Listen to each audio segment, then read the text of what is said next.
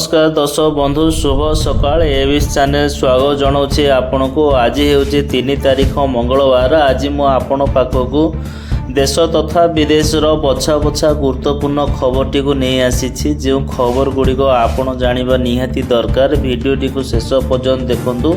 जदि यह चैनल को नुआ करी देखुचंती दयाकोरी सब्सक्राइब करी पाखरे थिबा बेल आइकन को दबे दियंतु। तो डेरी न करी एबे खबर उपरे नजर पकांतु। प्रथम अपडेट रही खलिला Subhadra portal www.subhadra.odisha.gov.in website portal मिलिबो सुभद्रा योजनार सबु तथ्य। उप मुख्यमंत्री तथा महिला और शिशु विकास मंत्री प्रभाती परिडा यह पोर्टाल रे करिसंती शुभारंभ। यही पोर्टाल छड़ा आउ कोनोसी नकली वेबसाइट द्वारा भ्रमित हुअंतु नहीं। सुभद्रा योजना संबंधी जानिबाई यही वेब पोर्टाल रे समस्त प्रकार सूचना प्रदान करा जायछि। या द्वारा आपण माने सहजरे सुविधारे सबुठारे सुभद्रा विषय पढ़ी पारिबे और बुझी पारिबे। यही वेबसाइट समस्त तथ्य उर्वय ओडिया और इंग्राजी भाषा रे रहिछि। ଏହା ସହ ଯୋଜନା ସମ୍ପର୍କରେ ଅଧିକ ସୂଚନା ପାଇଁ ରାଜ୍ୟ ସରକାର 14678 ଟୋଲ୍ ଫ୍ରି ନମ୍ବର ଜାରି କରିଛନ୍ତି। ଏହି ଟୋଲ୍ ଫ୍ରି ନମ୍ବର ସକାଳ 6ଟାରୁ ରାତି 10ଟା ପର୍ଯ୍ୟନ୍ତ କାମ କରିବ। पूरण होता फॉर्म सहित आवेदनकारी को केवल आधार कार्डर नकल दाखल करने को हेबो। मो सेवा केंद्र जनसेवा केंद्र और जिलापाल निर्देशन निरूपण करा जायथिबा निर्दिष्ट स्थान और कार्यालय 4 सेप्टेम्बर अपराह्न फॉर्म दाखल आरंभ करा जिवो। एही फॉर्म दाखल संपूर्ण मागणा हेबो। सेप्टेम्बर 17 योग्य हिताधिकारी को मिलिबो प्रथम किस्ती। प्रधानमंत्री को जन्मदिन रे निजे प्रधानमंत्री यार शुभारंभ करिवे। सबु योग्य महिला को मिलिबा पर्यंत यह चालू रहियो बोली कहिसंते उप मुख्यमंत्री प्रभाती परिडा।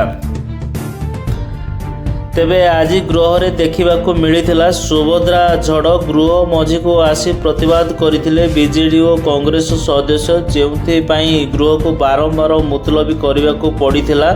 बीजेडी रो अभियोग थिला बीजेपी निर्वाचन पूर्व राज्यर सबु महिला को योजना रे शामिल पई प्रतिश्रुति देइथिला। एबे कहीं एते मानदंड 21 ରୁ 60 वर्ष बयस सीमा रखिबारु 21 ରୁ कम एवं 60 वर्ष रु अधिक महिला बाद पड़े। राज्यर 2 कोटी महिला को यही योजना रे शामिल करने को दाबी करिछि दल। अन्यपटे कांग्रेस कहिछि 2 वर्ष रे 50,000 देवाकू प्रतिश्रुति देइथिबा बेले कहीं 5 वर्ष रे देवे यार पुनर्विचार करा जाऊ। बड़ कथा है आज गृह रे सुभद्रा योजना नहीं बीजेडी पक्षर मतलबी नोटिस दिया जाइथिला, किंतु आलोचना पूर्व प्रश्न काल ही हट्टगोल आरंभ करथिले विरोधी, जेउथि पई बीजेडी उपरे पाल्टा दोष लदिछि बीजेपी। सुभद्रा योजना नहीं राज्य सरकार आलोचना पई प्रस्तुत थिले मध्य बीजेडी गृह चलै देला नहीं बोली बीजेपी कहिछि। परवर्ती अपडेट रही गंजाम जिला चिकिटी रे विषाक्त मद मृत्यु घटना रे मृत्यु संख्या 4 रे पहुंची। गिरफ अभियुक्त संख्या पहुंची 40 रे। गत अगस्त 19 तारीख रे चिकिटी ब्लॉक के नुआगाँ थाना अंतर्गत माउंदपुर ग्राम रे करबालुआ जनापुर ग्राम रे 23 जन देशी रंधा मध्य पी गुरुतर हो पड़ते। यह घटना गंजाम जिला समेत राज्य राजनीति रे पुणी थे आलोड़न सृष्टि करथिला। अबकारी कमिशन को निर्देश क्रमे से ही दिन ठारू स्वतंत्र टास्क फोर्स माध्यम रे चढ़ाऊ जारी रहितबा कहिसंती ब्रह्मपुर अधिकारी जिला भारप्राप्त अधीक्षण प्रवीण कुमार प्रधान। यह चढ़ाऊ पार्वण ऋतु शेष पर्यंत जारी रहिबो। एजाबत 60टी स्थान रे चढ़ाऊ करी 40 जन को गिरफ्त करा जायछि। या 80टी मामला रुजु हेबा सह 72,000 केजी पच नष्ट करा जायछि। मदरे एक निर्दिष्ट चेर मिसिथिबा कुआ जाउथिले भी तार तदंत चलिछि। अपडेट रही आज लोकसभा भवन रे ओडिया चलचित्र आश्रम को टैक्स फ्री करने को मुख्यमंत्री मोहन चरण माझी को भेटिछन्ते। यार पूरा टीम आश्रम फिल्म को टैक्स फ्री को नहीं आलोचना करने सह सिनेमा पॉलिसी एवं इंडस्ट्री थिबा विभिन्न समस्या विषय में कथोपकथन कराइला। यही अवसर में वरिष्ठ निर्देशक प्रयोजक सव्यसाची महापात्र, वरिष्ठ अभिनेत्री महेश्वता राय, निर्देशक सुधांशु ମୋହନ ସାହୁ ଓ ପ୍ରଯୋଜକ ତପନ ଦାସ ପ୍ରମୁଖ ଯାଇ ମୁଖ୍ୟମନ୍ତ୍ରୀଙ୍କୁ ଭେଟିଛନ୍ତି। ଏହି ଅବସରରେ ବରିଷ୍ଠ ନିର୍ଦ୍ଦେଶକ ଓ ପ୍ରଯୋଜକ ସବ୍ୟସାଚୀ ମହାପାତ୍ର କହିଛନ୍ତି, ଆମର ବିଶେଷ ଉଦ୍ଦେଶ୍ୟ ଥିଲା ଆଶ୍ରମକୁ ଟ୍ୟାକ୍ସ ଫ୍ରି କରିବା ପାଇଁ ଜଣାଇବାକୁ। କାରଣ ବହୁତ ଦିନ ପରେ ଏକ ଭଲ ସିନେମା ନିର୍ମାଣ ହୋଇଛି, ଏଥିରେ ସମାଜକୁ ଏକ ଭଲ ବାର୍ତ୍ତା ଦେଇଛି। ଏଣୁ ଆମେ ସମସ୍ତେ ଯାଇ ମୁଖ୍ୟମନ୍ତ୍ରୀ ମୋହନ ଚରଣ ମାଝୀଙ୍କୁ ଏ ବିଷୟରେ କହିଥିଲୁ। ମୁଖ୍ୟମନ୍ତ୍ରୀ ମଧ୍ୟ ଆମ କଥାକୁ ବହୁତ ହୃଦୟତାର ସହ ଗ୍ରହଣ କରିଛନ୍ତି।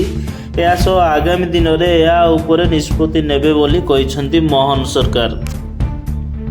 ପରବର୍ତ୍ତୀ ଅପଡେଟ୍ ରହିଛି, କନ୍ଧମାଳ ଜିଲ୍ଲା ବାଲିଗୁଡ଼ା ପୋଲିସକୁ ମିଳିଛି ଏକ ବଡ଼ ସଫଳତା। ବାଲିଗୁଡ଼ା ପୋଲିସ ପକ୍ଷରୁ ଏଏସ୍ଆଇ ସଞ୍ଜୟ କୁମାର ସ୍ୱାଇଁଙ୍କ ନେତୃତ୍ୱରେ ସୋମବାର ପାଟ୍ରୋଲିଂ କରାଯାଉଥିବା ବେଳେ ଗୋଇନ୍ଦାବନ୍ଧା ଛକଠାରେ ଏକ ବାଇକ୍ OD 03Y4464 ଯୋଗେ ଗଞ୍ଜେଇ ଚାଲାଣ ପାଇଁ ପ୍ରସ୍ତୁତ ହେଉଥିବା ବେଳେ ପୋଲିସ ମାଡ଼ି ବସିଥିଲା। ଉକ୍ତ ବାଇକ୍ରେ ଗଞ୍ଜେଇ ଚାଲାଣ କରୁଥିବା ଦୁଇ ଅଭିଯୁକ୍ତ ବରଗଡ଼ ଜିଲ୍ଲା ଖଇରାପାଲି ଅଞ୍ଚଳର ସୁଶୀଲ କୁମ୍ଭାର ଓ ବଲାଙ୍ଗୀର ଜିଲ୍ଲା ମୋହନାବନ୍ଧ ଅଞ୍ଚଳର ବାଳକୃଷ୍ଣ ଦାସ ଉଭୟଙ୍କ ପାଖରୁ 10 କିଲୋ 150 ଗ୍ରାମ ଗଞ୍ଜେଇ ସହ ନଗଦ 25,000 ଟଙ୍କା ଓ 2 ମୋବାଇଲ ଜବତ କରାଯାଇ ସେମାନଙ୍କ ନାମରେ କେସ୍ ନମ୍ବର 201/24 ପ୍ରକାର ଏକ ମାମଲା ରୁଜୁ କରି କୋର୍ଟ ଚାଲାଣ କରାଯାଇଥିବା ବିଷୟ ବାଲିଗୁଡ଼ା ଥାନା ଆଇଆଇସି ସୁଶାନ୍ତ କୁମାର ସାହୁ ପ୍ରକାଶ କରିଛନ୍ତି।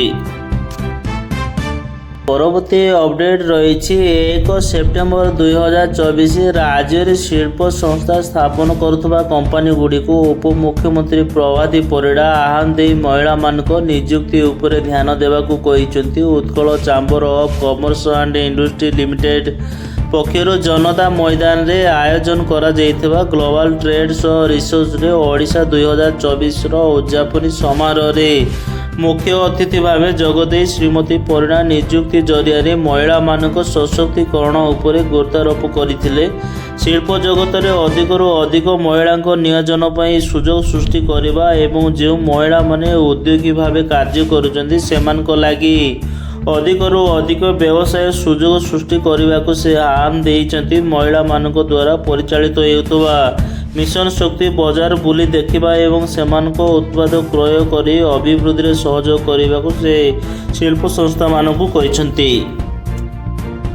ପରବର୍ତ୍ତୀ ଅପଡେଟ୍ ରହିଛି, ଆଜି ଲୋକସେବା ଭବନ ସମ୍ମିଳନୀ କକ୍ଷରେ ଡିଜିଟାଲ ଫସଲ ସର୍ବେକ୍ଷଣର ସମୀକ୍ଷା ବୈଠକ ଅନୁଷ୍ଠିତ ହୋଇଯାଇଛି। ଉପମୁଖ୍ୟମନ୍ତ୍ରୀ ତଥା କୃଷି ଓ କୃଷକ ସଶକ୍ତିକରଣ ମନ୍ତ୍ରୀ କନକ ବର୍ଦ୍ଧନ ସିଂହଦେଓଙ୍କ ଅଧ୍ୟକ୍ଷତାରେ ଏହି ବୈଠକ ଅନୁଷ୍ଠିତ ହୋଇଥିଲା। ଏହି ଅବସରରେ ମନ୍ତ୍ରୀ ଶ୍ରୀ ସିଂହଦେଓ କହିଛନ୍ତି, ଇ-ଚାଷ ଆପ୍ ଜରିଆରେ ଡିଜିଟାଲ ଫସଲ ସର୍ବେକ୍ଷଣ କରାଯାଇଛି, ଯେଉଁଥିରେ କୃଷକ ଫସଲ ଓ ଚାଷ ଜମିର ତଥା ସରକାରଙ୍କ ପାଖରେ ପହଞ୍ଚି ପାରୁଛି। ଏହି ସର୍ବେକ୍ଷଣ ସେପ୍ଟେମ୍ବର ମାସ 30 ତାରିଖ ପର୍ଯ୍ୟନ୍ତ ଜାରି ରହିବ। ସେହିପରି ସର୍ବେକ୍ଷଣ ଆଧାରରେ ଚାଷୀମାନେ ସିଏମ୍ କିଷାନ ତଥା ଅନେକ ଅନ୍ୟ ଯୋଜନା ଅନ୍ତର୍ଭୁକ୍ତ ଆର୍ଥିକ ସୁବିଧା ପାଇପାରିବେ ଏବଂ ଏହାର ପ୍ରଥମ କିସ୍ତି ଆସନ୍ତା ସେପ୍ଟେମ୍ବର 8 ତାରିଖ ନୂଆଖାଇ ଦିନ ଡିବିଟି ମାଧ୍ୟମରେ ପ୍ରଦାନ କରାଯିବ। ତେବେ ବାଦ ପଡ଼ିଥିବା ସମସ୍ତ ଯୋଗ୍ୟ ଚାଷୀ ଏହା ଦ୍ୱାରା ଉପକୃତ ହୋଇପାରିବେ ବୋଲି ମନ୍ତ୍ରୀ ଶ୍ରୀ ସିଂହଦେଓ କହିଛନ୍ତି।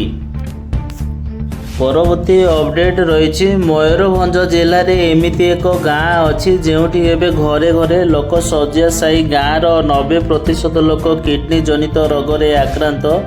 କିଏ 6 ମାସ ତଳୁ ଆକ୍ରାନ୍ତ ହୋଇଥିବା ବେଳେ ଆଉ କିଏ ବର୍ଷେ ହେବ ଖଟିଆ ଧରିଛନ୍ତି। ଆକ୍ରାନ୍ତଙ୍କ ମଧ୍ୟରୁ କେତେ ଜଣଙ୍କର ବି ମୃତ୍ୟୁ ହୋଇସାରିଲାଣି। ଉଦଳା ବ୍ଲକ ରାୟ ପଞ୍ଚାୟତ ଅନ୍ତର୍ଗତ ରାମଚନ୍ଦ୍ରପୁର ଗ୍ରାମରେ କାହିଁକି ଏତେ ସଂଖ୍ୟକ ଲୋକ ରୋଗାକ୍ରାନ୍ତ ହେଉଛନ୍ତି ତାହାର କାରଣ ଏଯାଏ ଜଣାପଡ଼ିନାହିଁ। ଗ୍ରାମବାସୀଙ୍କ କହିବା କଥା, ସବୁ କିଛି ଠିକ୍ଠାକ୍ ଥିବାବେଳେ ହଠାତ୍ ଶରୀର ଅସୁସ୍ଥ ହୋଇପଡ଼ୁଛି। ଆଉ ଡାକ୍ତରଖାନା ଯାଇ ପରୀକ୍ଷା କଲା ପରେ କିଡନୀ ରୋଗ ସାମ୍ନାକୁ ଆସୁଛି। ଗ୍ରାମବାସୀଙ୍କ ଭିତରୁ ଅନେକ ଏବେ ଖଟିଆରେ ପଡ଼ିଥିବା ବେଳେ କିଛି ଲୋକ ଆଶାବାଡ଼ି ଧରି ଚାଲୁଛନ୍ତି। ଏହି ଗ୍ରାମର ଅଧିକାଂଶ ଲୋକ ଦାରିଦ୍ର୍ୟ ସୀମାରେଖା ତଳେ ଅଛନ୍ତି। ଚିକିତ୍ସା ଓ ଔଷଧ ଖର୍ଚ୍ଚ ପାଇଁ ଅନେକ ଗ୍ରାମବାସୀ ସର୍ବସ୍ୱାନ୍ତ ହୋଇଗଲେଣି। ରୋଗର କାରଣ ଏଯାଏ ଜଣାପଡ଼ିନଥିବାରୁ ଡରି ଡରି ବଞ୍ଚୁଛନ୍ତି ରାମଚନ୍ଦ୍ରପୁରବାସୀ ଗ୍ରାମ।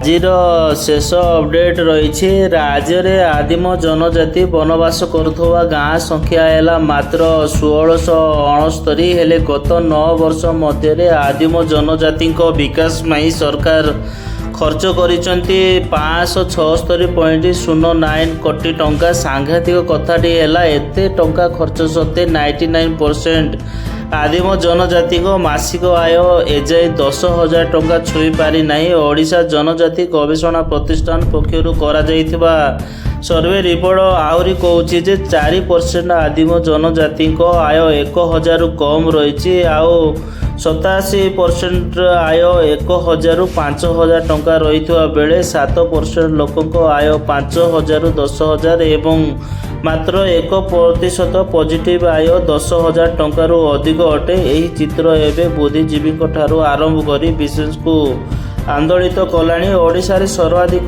13 ପ୍ରକାର ଆଦିମ ଜନଜାତି ସମୂହ ଅଛନ୍ତି, ଯେଉଁମାନେ ସ୍ୱାଧୀନତା ପୂର୍ବରୁ ଆଜି ପର୍ଯ୍ୟନ୍ତ କ୍ରମାଗତ ଭାବରେ ଅନ୍ୟାୟ ଓ ଅବହେଳାର ଶିକାର ହେଉଛନ୍ତି। ଯେକୌଣସି ଉନ୍ନୟନ ପ୍ରକଳ୍ପରେ ଆଦିମ ଜନଜାତି ହିଁ ସର୍ବାଧିକ ପ୍ରଭାବିତ ଏବଂ ବିସ୍ଥାପିତ ହୋଇଥାନ୍ତି।